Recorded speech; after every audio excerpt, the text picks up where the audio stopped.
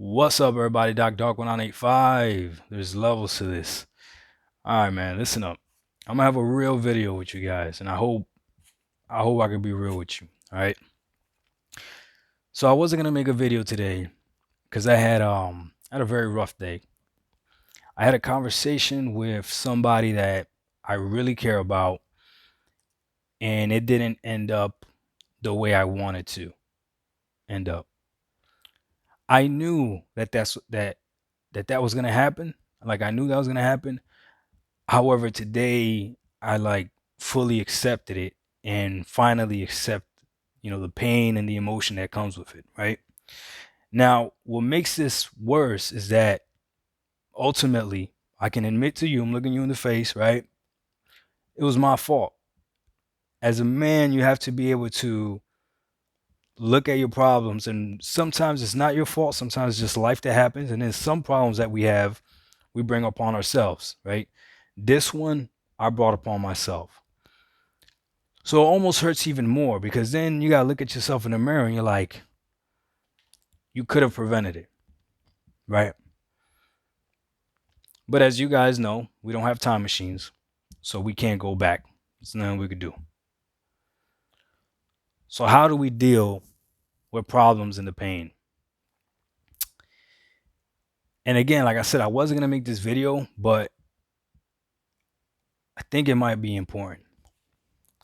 You see, this is a tool. And I don't mean specifically the Xbox controller, I mean video games in general. What people don't understand is that a lot of us use video games, yes, as entertainment because they are entertaining. Yes, they're fun. Yes, they're a nice hobby. But man, sometimes we we need them to escape. And it's so valuable. Look, man, the way that I was raised, my mentality was whether right or wrong. I know there's toxic. You might say it's toxic masculinity. I don't care. I'm just being honest with you. I'm being real with you.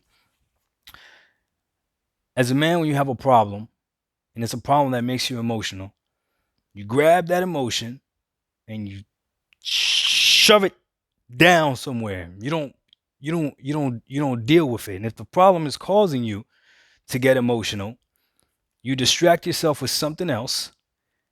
And then when you're ready, you come back and you deal with the problem. And hopefully by that point, the emotion part of it is gone or controllable, at least controllable, right?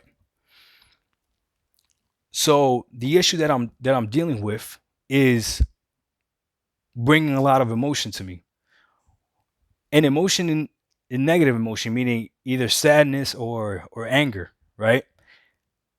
So I need the escape. Now, typically we escape with what our hobbies are, right? And to me, I like to work out. I work out a little bit. Okay, so I like going to the gym. And I like this as well. I like to game. And let me tell you, when I was done with work today, there was some errands that I had to run after work. I had to look at some places and stuff.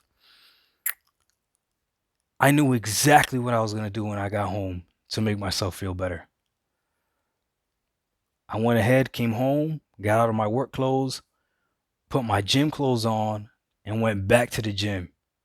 Even though I worked out this morning, but I knew I had to go back to the gym.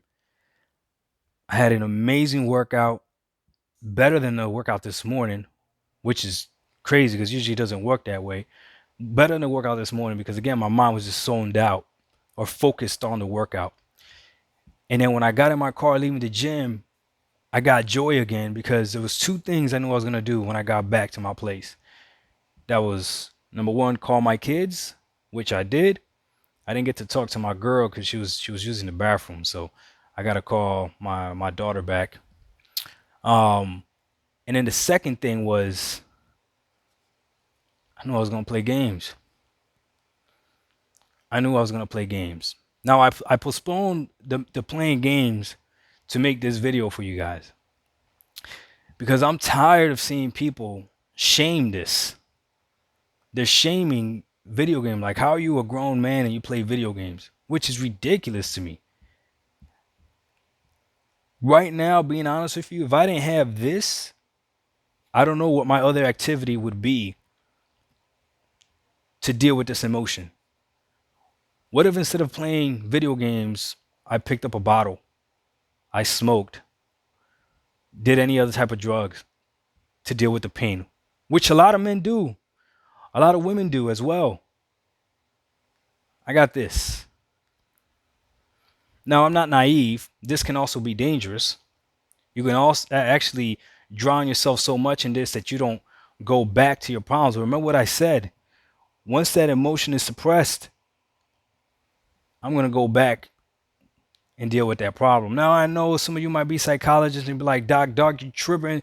You should be able to look at yourself in the mirror and handle your emotion and cry in the mirror like a baby. Listen, dog. I don't know what to tell you. I don't know what to tell you. I got an icebox where my heart used to be. No, I'm kidding. I do have emotion.